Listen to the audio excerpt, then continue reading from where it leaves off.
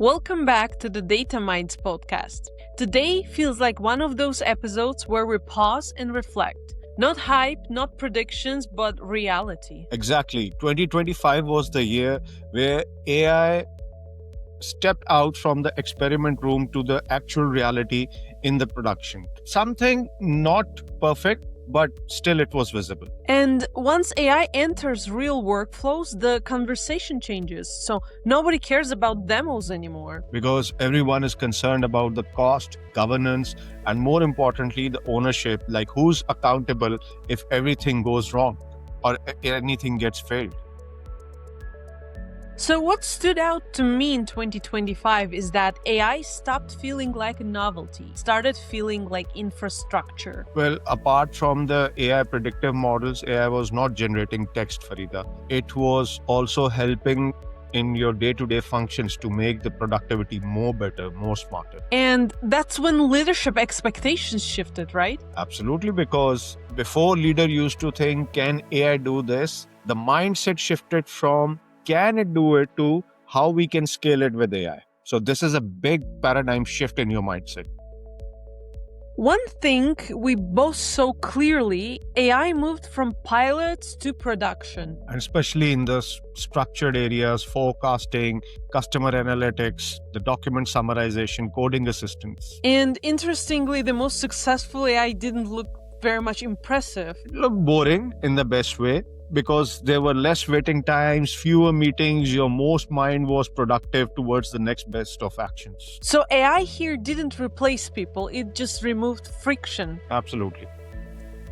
You know, Farida, in 2025, it has helped me a lot as an executive assistant. I can see a big rise in my own productivity, my own decision making, my own way of working. So that's a big paradigm shift which happened in 2025. Same here. So I use it to structure my thinking and not to replace it.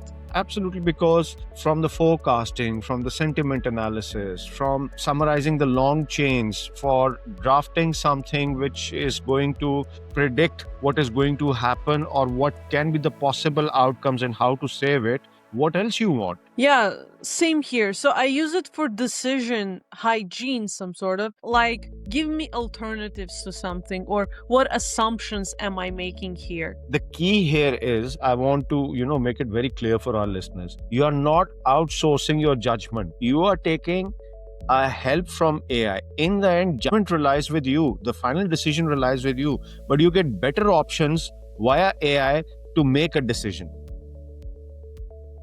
But let's be honest, Tata, not everything worked. Not even too close. There were too many tools, there were too many platforms, but the critical thing was still missing, and that is your real strategy behind. And weak data foundations, they were also exposed very quickly. Let me put it this way. AI didn't create the messy data, it scaled the mess faster. Yeah, and many pilots never became the real products because of this issue. Because in the end, it's the ownership, the cost, the governance, who's going to own the outcome. That's very important. And I think this is in the initial stages of the AI. That is why this is happening. With the passage of time in 2026, we should expect some more maturity from this perspective. Definitely. Talk about the UAE specifically, because 2025, it was a very revealing year here. Yeah, what's interesting is that the UAE never really debated whether to adopt AI or... True question. The only point was the speed, the safety, and how fast we can deploy, because we have a very fast market in UAE. The business operations runs very fast in a rapid time. So this was the primarily concern for all the companies over here. And AI clearly moved into real operations there. Yes, as you are well aware of the 2030 vision for the AI, which UAE government is backing up, it has already entered the public sector.